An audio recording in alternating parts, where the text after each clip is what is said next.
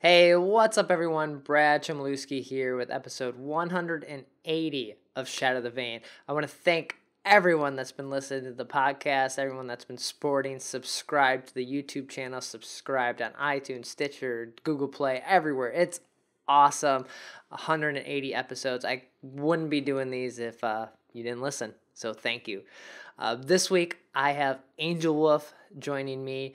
He's a streamer. He's streaming basically 5 days a night. Vainglory. He's playing a lot of Captain. You should definitely check out his stream. There should be links in the description, in the show notes. However you get it, go over there, check him out, follow him up on Twitter and Twitch. The two of us talk about his stream, and then we talk about Lorelai, how she's working in the meta. We go over some of the patch notes. Not everything, because it takes way too long to go over everything, and you should go read them yourself. Check out your favorite heroes. We mainly talk about a lot of the support heroes, the captain heroes, because that's what Angel Wolf plays a lot of. I play quite a bit of that, so we just discuss that. And then we dive into some of the world's news. The esports scene came to a close this season. Worlds is right around the corner, so we got the draws. We know the teams, so congratulations to all the teams that made it. Congrats to all the teams that played throughout the season 2. Everyone played great. It was really fun watching everyone. So we dive into that a little bit, make a few predictions. Hard to say right now. I know the Time for Rolling Esports podcast, they'll probably be going over this in depth, so check that out. All right, let's do it. Let's jump into episode 180. Shatter the Vain.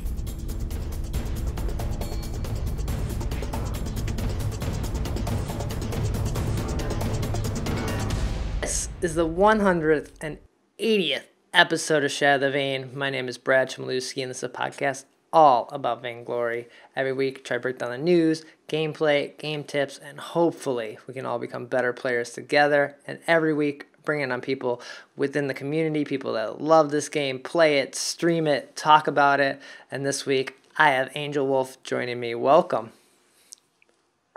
Hello, how are you doing? Yeah, it's great to have you here. I've seen your stream. Maybe I'm sure a few other people who have listened to this and watched this have too. But you want to introduce yourself? Let people know who you are. Okay, first I'm Angel Wolf. I live in Florida. I'm an Eagle Scout. I eagled in near the end of 2015. I continue to help with my Boy Scout troop and as an adult leader. I'm 20 now, so I've been doing that for about 2 years now. Oh, that's awesome. I was in Boy Scouts, and I was kind of the kid that, I did not make it very far. But I was in, like, the regular Boy Scouts, but I was, like, me and my friends were, like, the screw-off kids that would, like, sign up for one thing at summer camp, and that did not go over well. Oh, yeah. But I had fun. I had fun. Well, I mean, you did have fun. That's nice. Yeah. That's awesome that you made it all the way to Eagle Scouts. Congrats on that. And I started as a Tiger, too, so... Nice. Okay, yeah. That's not exactly common. No, yeah. Very cool. So then what brought you into Vainglory and starting streaming here? So I know that tons of people saw the keynote from, I think it was 2014. Yeah. I did not actually see that. I was actually just browsing the App Store, the Apple App Store, and I don't remember what I searched for, but I found it. I'm like, I don't really play MOBAs, but sure, I'll try it, and I ended up liking it. So. Mm-hmm. Were you playing? So you weren't playing other MOBAs. Were you playing other phone games, or it was just an extremely random coincidence? I played some RPGs, but that's not really anything to do with MOBAs. So right. No. All right. So how do you like the genre now that if this is your first one? I quite like it.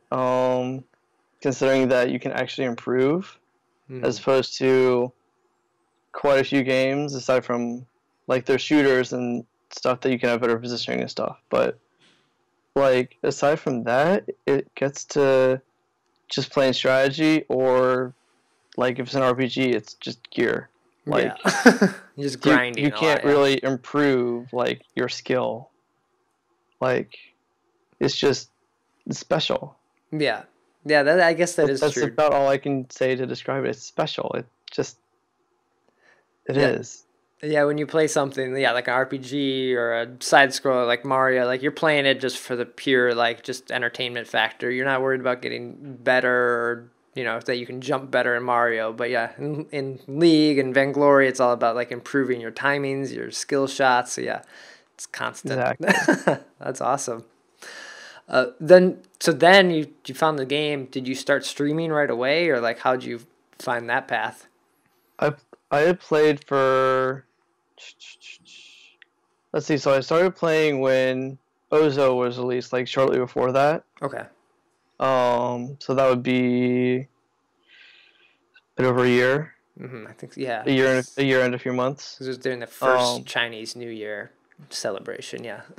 so I had been playing for I think 5 months or so, and then I started streaming for NACL, Okay. North American Champions League. You probably heard of it quite a few times. Yeah, Um, I don't know if I watched any of it, but I did hear about it talked. yeah, I started streaming for that, and then I realized that hey, I could actually do this. So then I became interested in streaming as a streamer, as an individual streamer on Twitch. hmm So that's how that happened. Um, and then as far after that, it just kind of progressed. Although I spent a really long time just streaming just to stream, Okay. as opposed to seeking out how can I make this better? How The could stream better or like your like the stream better? Okay. Like, so of course I knew that there was the very slow slope of growing a community. hmm After streaming for almost a year, I finally started to get a few people that show up. But like, yeah, it is like, hard. it took me way too long. Then I've seen a couple of people just show up and be way farther than I am in like a few months. I'm like, how did you even? I don't understand. Yeah, it's always when I was streaming, it was early on in Vainglory, and the game, it has a small group of people that do watch content, so that's another barrier of entry for a lot of people. But yeah, that grind of like, why does this person get 200 and I can get 2 people and my bot in here? That's it. I'm like okay, so there's 2 viewers here. Okay, so I think it's counting myself, and then there's my bot here. Okay, and then at one point when I was transitioning from Nightbot to VivBot, I'm like, okay, so I have 4 people. One's myself, one's Nightbot because it's still here, one's VivBot because it's just joined, and then that means I have 1 viewer. Okay, Okay. but they're not talking, so it's kind of like, okay, that's interesting. Yeah, it was kind of hard. I'm like, this is weird. But now you're starting to see some I of those started to get people come some back. people that show up regularly. My Discord server is a bit more active. That's nice. With the people that actually show up, that's nice. That's cool. Like the regular viewers that I get. Yeah. Although they also watch other streamers, so I have to be careful of who else is live then, because I don't exactly want to take viewers from them. And I know that I'm going to lose some viewers to them, so I know that it's not always awesome being the smaller streamer. Right, and then you're usually streaming at night, right? I feel like that's when I've seen. Yeah, generally, I would have gone live about normally about 9 Eastern. Okay. I generally go live earlier than that, but as far as my schedule, that's what it says, and that's daily, except for when I'm traveling, which I do a lot of. Oh, okay. Man, so the daily, traveling certainly cuts into that. Okay. But being committed to do that every day is pretty amazing, because it does get it gets exhausting streaming. Even if you don't have a lot of people there, you're still having to set up and do it and talk like people are there, so it's tough rather than just playing on your couch and not just yelling to yourself. Yeah, I actually think it's a bit more exhausting when there are people there, because you're actually watching like everything. Like you can sit there, you can turn to chat and see that there's no one there, and then you go back. But when you have people in your chat, you're like, what is it with it? Oh, okay. Yeah, you're reading it. You're having to. So you're reading interact. it. You're reading it. You're interacting. It's really hard to be a good streamer when there's no one there to watch. Part of being a streamer is, I know that people show up for the entertainment, as well as to see the gameplay, but I think it's mostly entertainment. So they want to see you talking, interacting. Well, it's really hard to interact with when there's no chat. So true, yeah. the cool thing about Twitch is they like the chat and they use it, and they have all the emotes and the kappas and the PogChamps and everything, and the sub emotes and everything. So that's really cool. Were you a Twitch watcher before you started streaming? So were you pretty familiar with what people were looking for? I had done some Twitch watching, but I hadn't done that much. And even when I had started streaming, I started watching some other streamers that I wanted to get to know better. And it started to work out some, but not much really happened from it. So I realized that connecting with the viewers would be a bit more productive. Yeah. Although having connections with other streamers gets you, you know who to host because you know them. You're not just sitting there like, okay, I have 7 viewers. Who am I going to host them to? Yeah, and then if none of them live, then you pick someone that you haven't hosted before, and could go bad. Yeah. make their day. You make their day. Give them a follow. They love it. Especially if they're a relatively new streamer, even compared to me. Yeah. That's cool. So what usually goes on your stream? I feel like the few times I've seen it, you're usually on Discord or with other people playing duo queues or team stuff. But are you doing viewer games, or is it solo queue? What kind of happens? Let's see.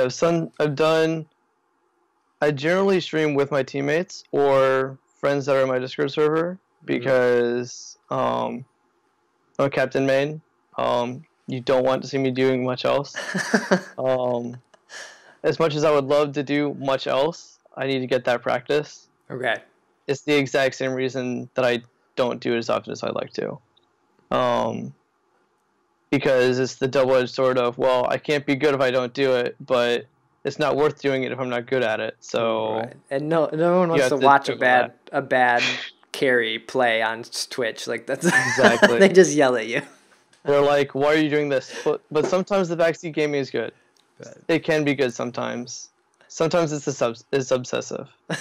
Sometimes it's not. Sometimes it's actually very helpful. Because I know seriously I need to be blocking the Atlas. It's like, I know I need to be blocking the Atlas. I haven't blocked one of those before. I'm working on that, but like I can't do anything about that at this moment. If they try buying this, I can do that. I got that. The buying help is always good in the Twitch chat, especially if you're playing a hero you didn't know, or sometimes I like to build different stuff all the time and people get mad or just like, oh, well, you should build this. It's like, all right, why not? Like, let's see what happens. See if you guys are right. And like so you remember a few patches ago when literally everyone was getting Stormcrown? Yeah. All your CP carries, all your roams, all your everythings, getting CP. If they were CP, they were getting Stormcrown. Yeah, there's so many Stormcrowns. People be like, why don't you have a Stormcrown on Catherine? Which is, by the way, my favorite roam. Okay. So, why did you get an Aftershock and not Stormcrown? Well, that would be because my Taka over there has a Stormcrown, and they don't help each other. They don't help. Like, people, it's been like that for, I think, the whole time that they've had true damage. But it doesn't, people don't realize it. Right. Now, Stormcrown's fallen less meta, so it's less common to have that, but still. So I'd get, like, an Aftershock, they'd be like, but Stormcrown because objectives, and I'm like, but Aftershock because my Taka over there has an Aftershock, has the Stormcrown, and I need another item, and like I have all my situational items, so I'm good. And now it's late game, so you don't really need that storm. Yeah. So, yeah. Yeah, and also, oh yeah, that storm crown that you're talking about, it's 100 something. That's not relevant late game. I'm sorry. Right. Exactly. That's cool. Well, that's awesome. Everyone, I'm going to include a link in the show notes. Everyone should go check out your stream 5 days a week. Or most of the time, 5 days a week. That's dedication, man. Nice work on that. Yeah, every day my dad's like, so when are your matches today? I'm like, whenever I get there. He's like, oh, okay. Cool.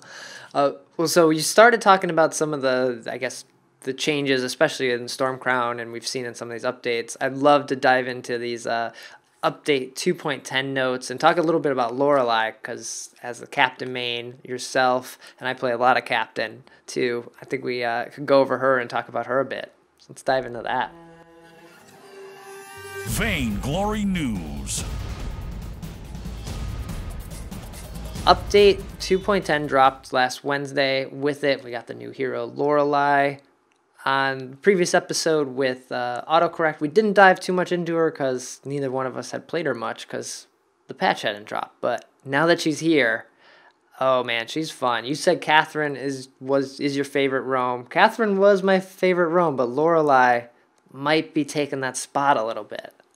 Yeah, I saw that tweet. I'm like, I don't know. I don't think I'm dropping Catherine yet. I don't know. I love the look. She's OP. I love Crystal. The look of her. Yeah. I've heard she's OP Crystal, and I'm like, I don't see it. Don't see it. I mean, her fish food does way too much damage with Crystal, but I think the utility would be better spent as a roam.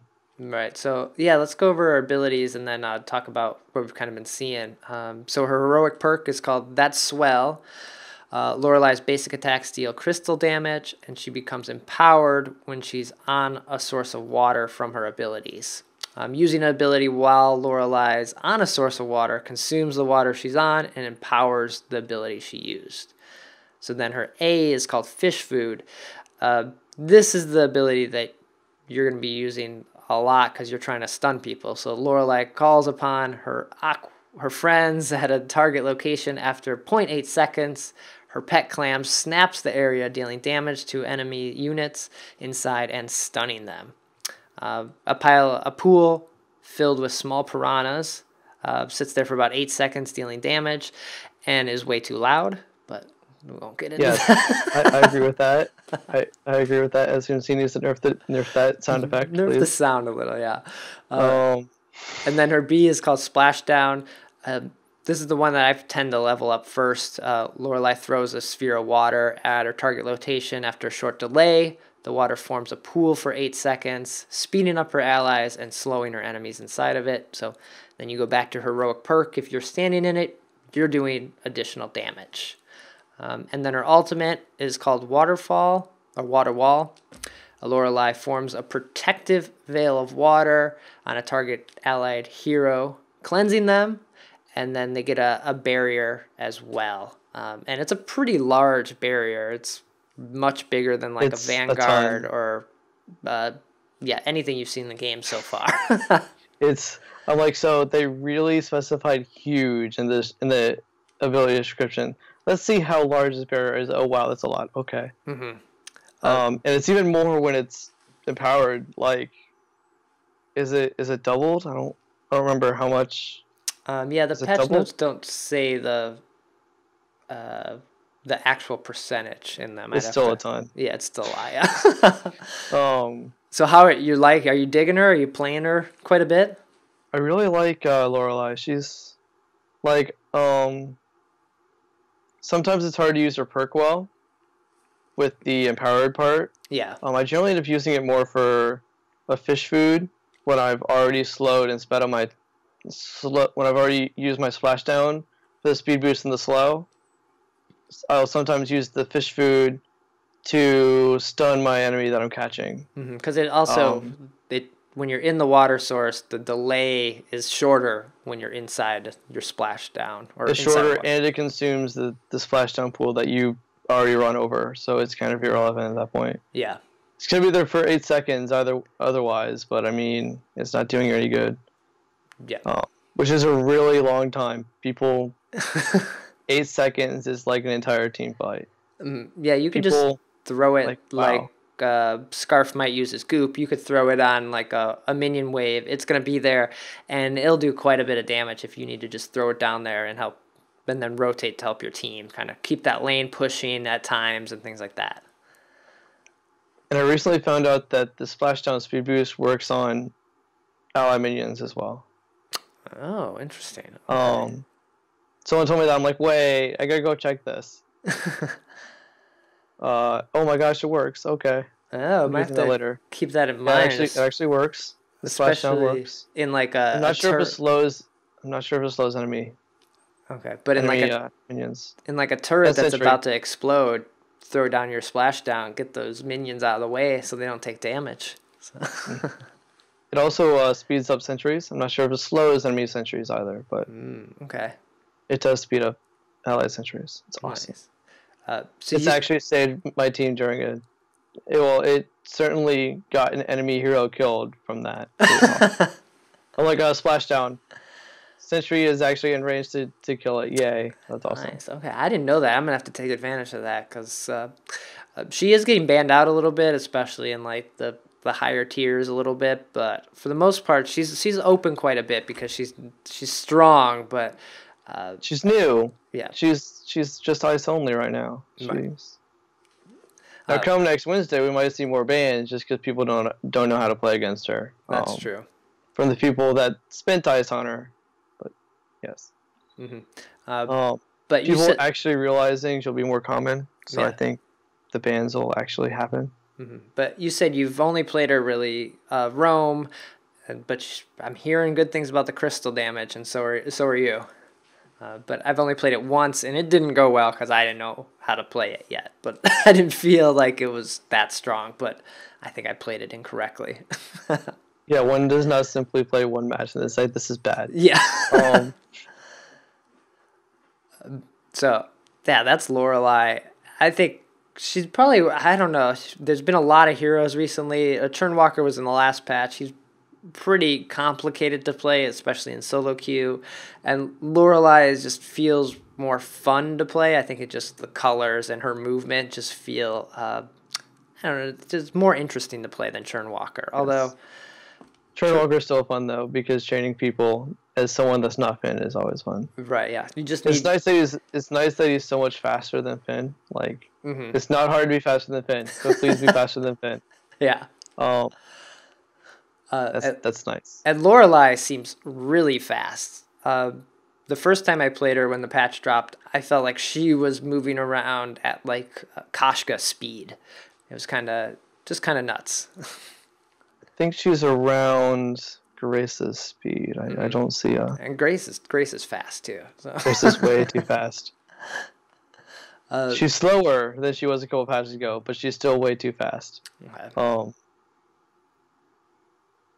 So then also in this update, maybe we'll talk about more about the captains because that's kind of who you're playing more, and I've been playing them quite a bit. I haven't made it through everyone else, but how are you liking the changes here? We've seen Arden. He got a little bit of a nerf, but still seeing him like at the top of his game in the meta.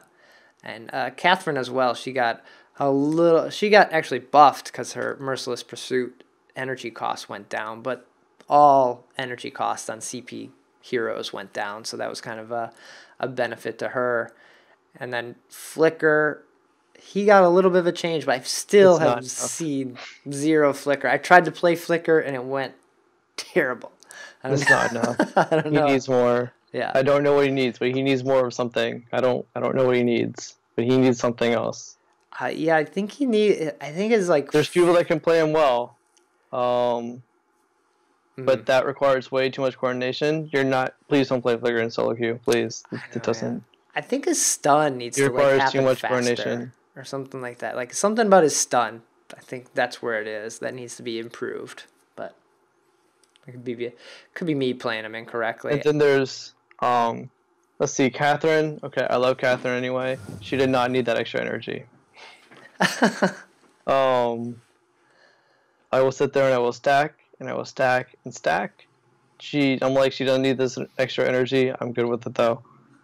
Then Arden, I was really unsure about that because it's almost half that he lost. I was really unsure. Yeah, so the missing hut was However, gift on his perk. he's still fine because that's not what makes him a hero. That's not what makes him good as his Vanguard and his Gauntlet, which is generally echoed, but Right, yeah, which is incredibly annoying to play against. He's affected by the echo adjustment down at the bottom.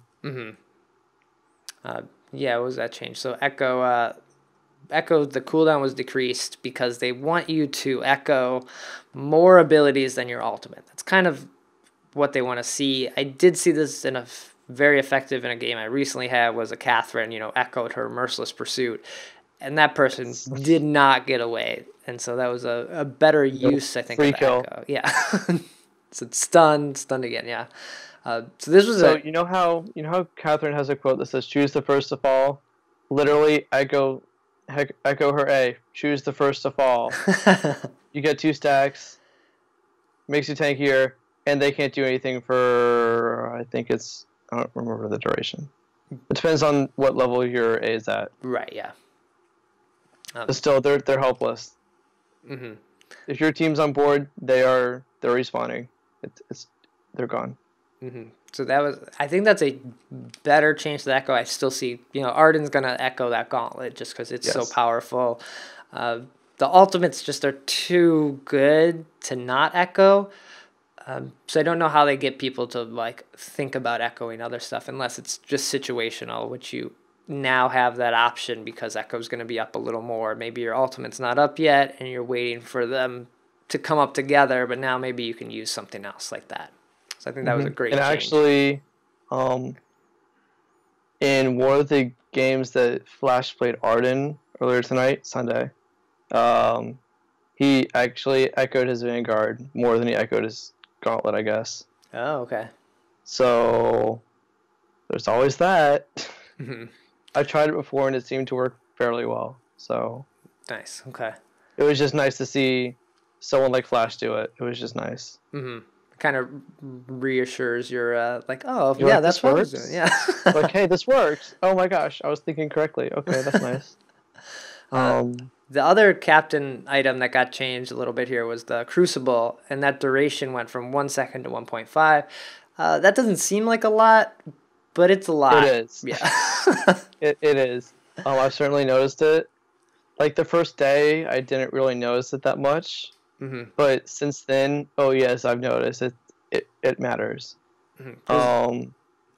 A lot of the time you're hitting multiple things, like you're waiting for that fountain or the Crucible or something else to happen within the fight, and that half second can make a big difference, like just making sure your allies stay alive. So, yeah. Or like as a Catherine, you might be waiting for them to waste their block so that you can stun them. Well, you can't use the normal timing now because they have another 0.5 seconds. So it still gets blocked. I'm like, well, now I've just wasted half a second waiting to stun you. Yeah, because that time got transferred to also the Aegis. So yeah, it was all the blocks, all of them, Aegis and normal reflex block. Oh yeah, reflex blocks too. So yeah, so that's pretty nice. I don't know if that's made it easier or harder for roams. I'm not sure.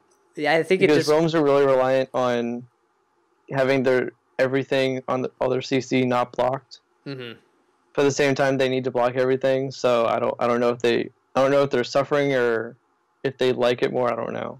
Yeah, I think it's more of just. I think it just is. Yeah. But for the most part, it's not that common to see.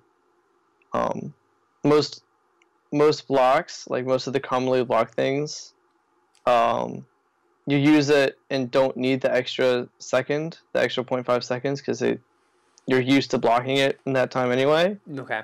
So you don't actually need that, but some of the timing involves the other team waiting for your Crucible to be down after you used it that matters. Sure, yeah. Nice. Anything else you've been noticing from this patch? I know Broken Myth put out their 2.10 hero list, and they had, it was Arden, Catherine, and Lorelai at the top. But then as far as the ally heroes or the captain hero, sorry, they've kind of been all over the place. I've been seeing a lot of just kind of just running the gamut. Like Saw, of course, he's still strong, but Vox and Samuel, I don't know. Everyone seems very viable to different degrees a little bit in this update. Yeah, well, I mean, I think that the arc of heroes from Saw to Glaive on the graphic is really explanatory of you can basically play whoever you want. They're pretty much fine. Which is nice, I think, that's what Super Evil Megacorp wants. They want every hero to be viable, and they want to give people those options. And yeah, there's always going to be a hero that's like a little bit better, but it's nice to know that you can go into a match and kind of be safe playing someone, maybe besides Flicker, and be all right. Poor Flicker. He needs more love. I really haven't seen, although they had Sky as like the top jungle carry here. I often don't see a lot of Sky because I think she's just so hard for a lot of people to play, and that's been kind of one reason I don't see much of her. Like I don't play her because I'm terrible at her, but I try to play her, and sometimes I pull it off. Yeah. Not very often. I think I just need more practice actually playing her, but that doesn't happen often. Yeah. I'm surprised Rhyme's not higher in the junglers. He's in the second row of like half the junglers. Yeah, like the mid tier. And I'm kind of surprised he's not like. I would expect him to be in place of Sky actually. Okay. There's Kroll, Sky, and Alpha. I'd expect a Rhyme to be there. He's just so common lately. Yeah, he got a little bit of a nerf. It wasn't in this. enough. It wasn't that much though. It's not enough. Yeah. He's still way overplayed. Yeah, I think people started to like learn how to play around him a little bit. So people kind of figured it out a little bit. So maybe that's kind of dropped him from the pick ban kind of that I've been seeing. But I saw him go captain in a game I recently played, and that was incredibly annoying because first off, when you have a captain that doesn't die, it's awful. Like he can tank. And you're like, can you put me out of my misery or this, please? Can we just like stop? Can you stop this now, please? So yeah, that's been the update 2.10 so far. I think this is a great update. This is the one that they're gonna play on Worlds, so we're gonna see this patch for quite a while now and kind of see all the changes that come about it. I know the meta kind of shifts and moves every week, really. Well, I mean, let's see. Let's think about how that works. Okay, so you get your OP heroes. For a while, like for example, last meta it was your Kroll and your Saw. Right. And your Blackfeather. I don't think they made any changes to Saw last update, but he was still there, like for some reason. So you had your Rhyme and your Blackfeather that were perma-banned or picked. And then people started countering them. And then people started countering the counters, so that's how that evolves. Yeah. And then as the professional players play that influences people quite a bit, and that's one reason I think we started to see a little more Churnwalker, as Flash was just talking about his success with them and how well he plays them, so people were starting to play him a little bit too. So I always love seeing that. Just those. Some people don't realize how the chains work with the distribution of the damage. Some people don't realize that I can literally hit anyone that's chained and they'll all take damage. Right. people are like, but I have to focus this person. I'm like, no, you can hit the roam right now. It's okay. Yeah. I have them chained and everyone else chained. You can hit their roam. It's okay. You can hit Arden. But it took a long time for people to, even when Sky first got released, she didn't get changed for a long time, but then people finally figured out how to play her. I think that may happen with Churnwalker. Kind of happened with Reza a little bit. He got a little bit of a buff, but overall people finally just learn how to play these heroes. When there's a new hero every month, you kind of get overwhelmed sometimes, and it takes you a couple months to finally learn them and get the hang of them. And your allies have to know how to play them too. That's kind of like what you're saying. They got to know who to hit, Yeah, who to they play have to against. understand.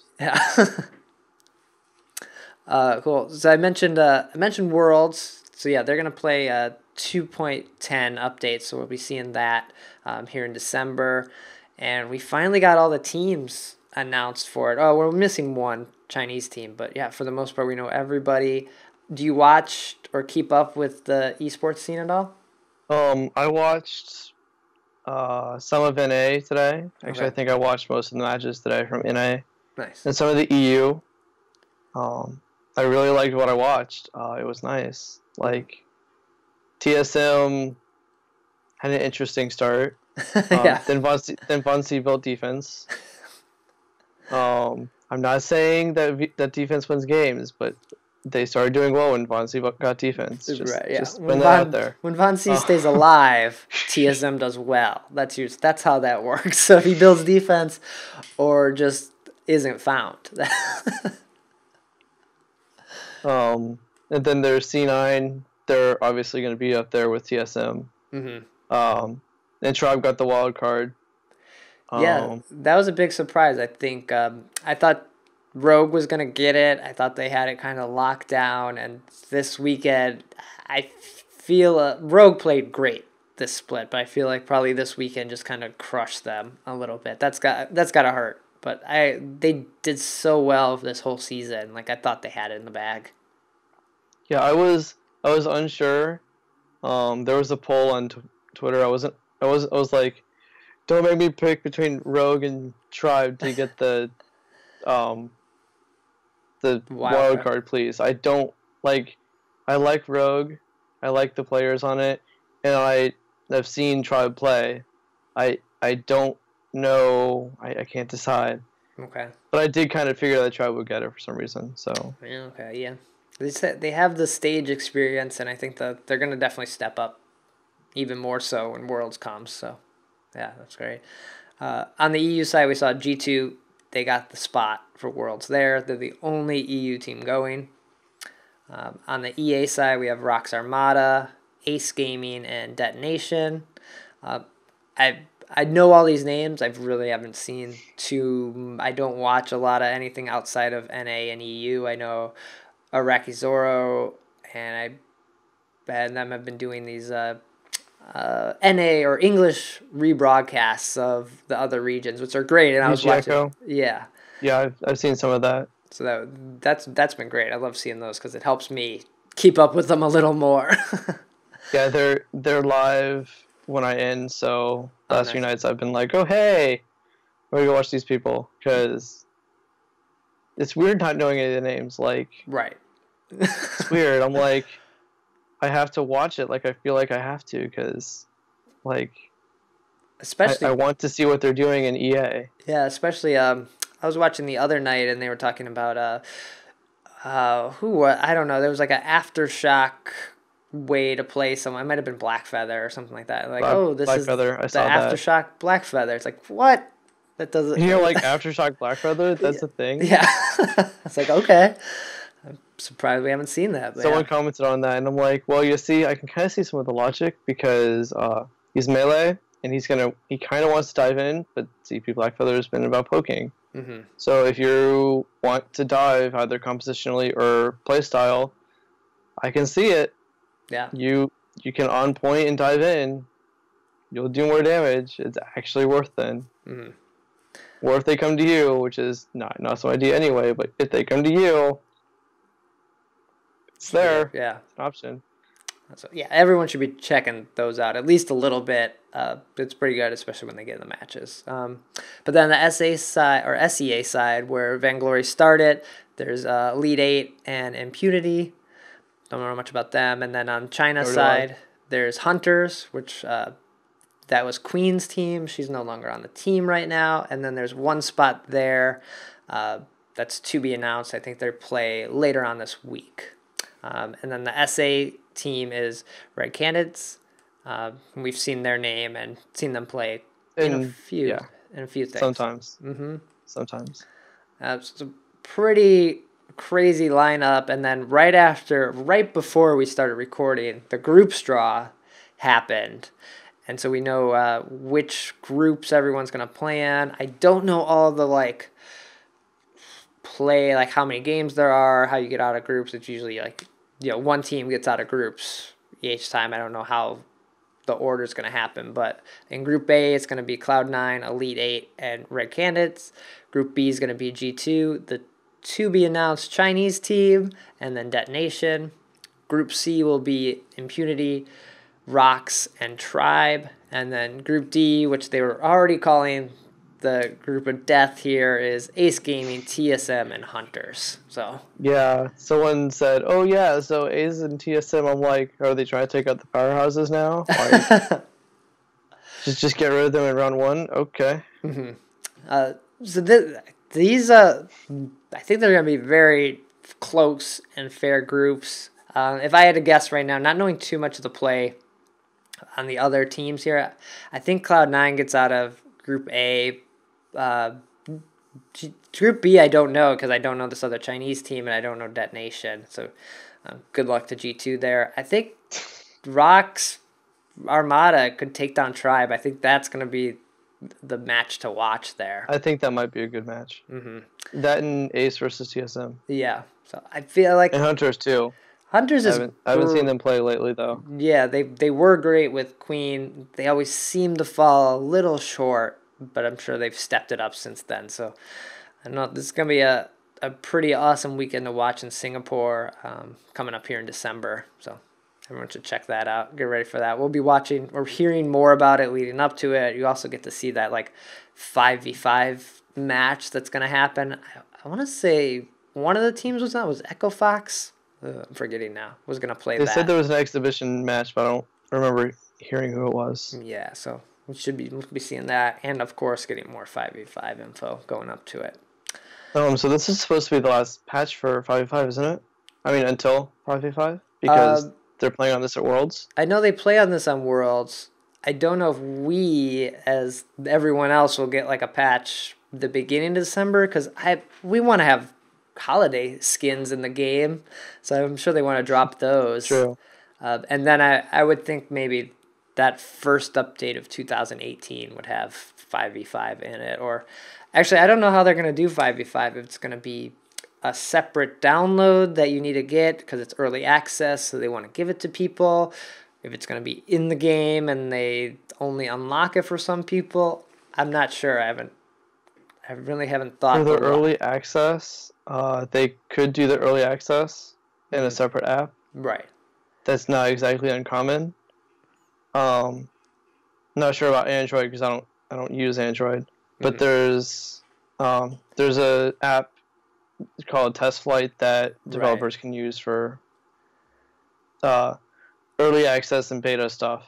Yeah, so they might use that. I don't know. Yeah, I think they might try to do that at first because this is going to be a big download for the game. I'm sure they're having to optimize going to be massive. This. I've heard that they've been downsizing some of the graphics and stuff in game. Yeah, because it's already slowly so that people don't notice it or something. Yeah, because it's already a gig, right? Be too huge. I don't know. It's close to a gig. It's big. When you download it, it takes a little while. So once you're over a gig for a game, that's a lot of space on people's phones and tablets, especially if you're in a place where the internet, you're paying by, your megabyte or gigabyte. Like, if there's updates every month, like, that's going to hurt a lot of people that are paying like that, especially in some of the other regions. Now I'm checking to see how much space it takes on my phone, because I know usually the PBE downloads are pretty big, and people always have issues getting those installed. Yeah, isn't PBE a separate download as well? Yeah, so that's a separate download. I would think they would do it the same way. Mm-hmm. Okay, 1.13 gigs. Yeah, see, so you add another map in there, you're in trouble. So we'll see. They're going to have to do special balancing as well. Yeah, but they'll figure it out. They'll figure it out, though. And then the last bit of news, also on the esports side, they've been nominated for Breakthrough Game of the Year by the Esports Industry Awards. So there's a link in the show notes. It takes like 60 seconds to vote. Lots of different categories there. So jump over there. Give Vainglory a vote. You know, I don't think they won this last year, but they were nominated. I feel like Clash Royale might have took it last year. I don't know. Yeah. Darn you, Clash Royale. Darn you. Yeah. People love that game. Awesome. Well, that's all the news for this week. Before we get out of here, I got a little forum static. Forum static.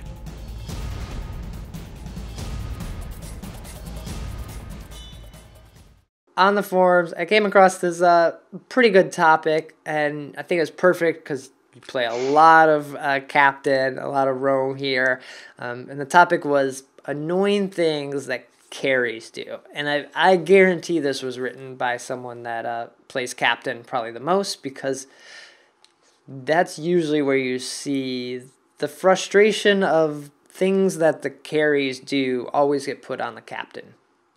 If it was their fault or not, it just gets, unloaded there. So I was wondering, you started to share a story before we started recording about an annoying issue you had, especially with Lorelai. I don't know if you want to share that again or have something else. I played Lorelai Rome as in a duo ranked match. Our random glaive was weapon. He didn't. I think he tried to invade early game. And he got killed. And he pinged me. I'm like, what do you want me to do? I'm up here in lane. I'm up here in lane with my Idris. Yeah. Getting ambient gold like I need. And then he pinged me some more, and I'm like, I don't understand what you want from me. So then he got invaded, and he died again. And I'm like, I can't help you. I'm up in lane. You know this. Back up, you have afterburn. Okay. And he was like 0-4-0 at some point, and I'm like, no, seriously, I'm gonna mute you now. I'm done. Then later I unmuted him, and I'm like, maybe he calmed down some, or accept that I really can't help him. Nope. No, did not. Kept pinging It him. eventually got to the point where I'm like, okay, one, I don't know what you want. Two, I really can't save you. And at some point I'm like, okay, I echoed my water wall on you, after using on you, and then I used it on you again. Right, that's two huge barriers. What do you expect me to do? Oh yeah, and I found you. And it wasn't even like a bad fountain. It was a fountain. It worked. What else can I do? I can't give you another barrier because it's out. I'm not an Arden. I can't Vanguard you. Oh yeah, and there's that gauntlet there between me and you. Right. I can't. I did what I could. I'm sorry. Yeah. I'm sorry you're expecting more on me than I can actually do. Okay. Yeah, it is great when you are the captain, or you have a captain that feels like godly, and you're like always saving them, or just like you're staying alive because of them. It feels so great. And then when you can't do that, or it doesn't happen, you're like, why aren't you saving me like the last game this all happened that I remember? So it doesn't work that way every time. The poster or the person that set this up had a couple good ones in here too. I always had the issue where people they of course recommend items over and over again to you as the captain, like get the atlas, get the contraption, get this. It's like, I know what to build. I have no money. I am the captain. I have you have way more money than me, and you only have 3 items. How do you expect me to have all these items as well? It always made me wonder. I'm like, okay, they have a Ringo. I know I need an Atlas. Crucible is the other one they didn't mention, actually. They have a Finn. I can block that. Yeah. Yes, I'm going to Crucible. Or they're like, you need a contraption. I'm like, but I need a Crucible because Finn. But we need vision. But we need vision. But I'm not starting myself on traps right now because I already can't afford my Crucible. Why am I going to spend more on vision when I can't even afford what I actually need? Yeah. Like, vision's important. Don't get me wrong, but there are priorities. Yeah. At that moment, Vision was not it.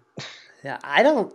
Whenever I play captain, I actually don't remember. I don't recommend items to a lot of people, in general. So I'm not in the mindset to do that. But as a captain, you don't ever see them recommending items to their carries. But carries like to recommend items to the captains.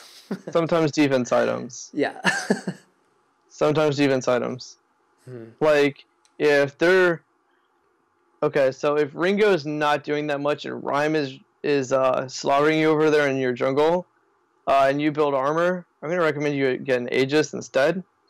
Okay. But otherwise, I'm like, okay, fine, whatever.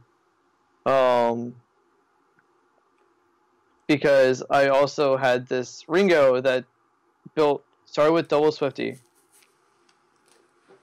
I'm like, you do no damage to the minions. How are you gonna last it? He managed to last it. He managed to last it with double Swifty. Wow. Okay. I didn't get it. I'm like, okay. And then he got a double heavy steel on top of those. I'm like, okay. I'm gonna suppose you know what you're doing at this point. I didn't even recommend him any items. I'm like, I'm gonna suppose you know what you're doing, and he did really well. That's good. And he got a spell sword, and he kind of played like a crystal. Much like a Crystal Ringo would, except for the ulting. He didn't ult randomly. Okay.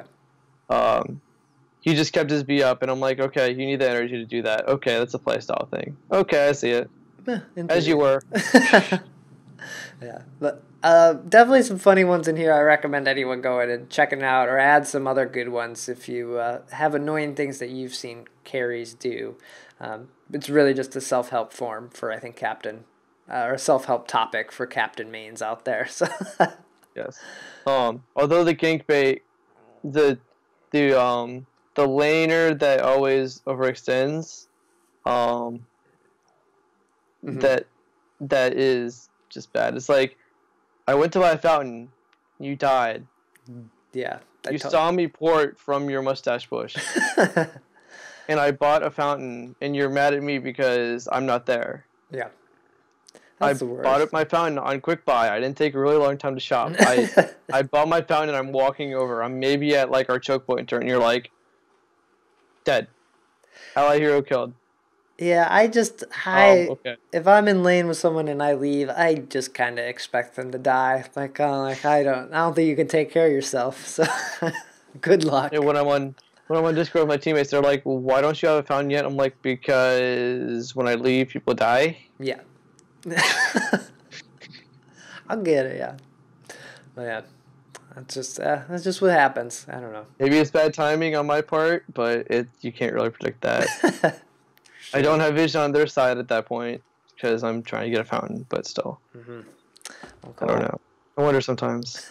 Yeah, there's always so many questions you have with the game. Okay. Well, that's gonna do it for episode 180. Angel Wolf, thanks for joining me. This was great. Thank you. It was awesome. Where can people find you? Is Twitter or Twitch the best way to... Probably both, right? There's a link. When you join my Twitch channel, there's a command for the Discord link, and I'm always there, basically. Okay.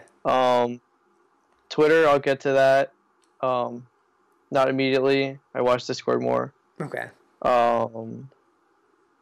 That's about it. Cool, yeah. I'll include the links in the show notes. Everyone should go over there, follow. Check out the streams 5 days a week, usually in the evenings, so check that out. Usually around the time, like if you're watching VIS at night, you're kind of starting up maybe as that's ending, usually, right? Sometimes I stream during VIS because I know there's people that don't want to watch VIS. Let's go. Or VG8 or whatever else. Yeah. So I'm aware of that, and I'm like, I will be live so that you can watch me. Cool. Well, I'll let you go. You're probably going to stream here tonight then. Yeah, pretty much. All right, so I'll let you get to it. All these episodes get posted at shatterthevain.com, so everyone go over there, check them out, subscribe, listen, the video version, the audio version, it's all there. And I'll be back with another episode next week. Take care.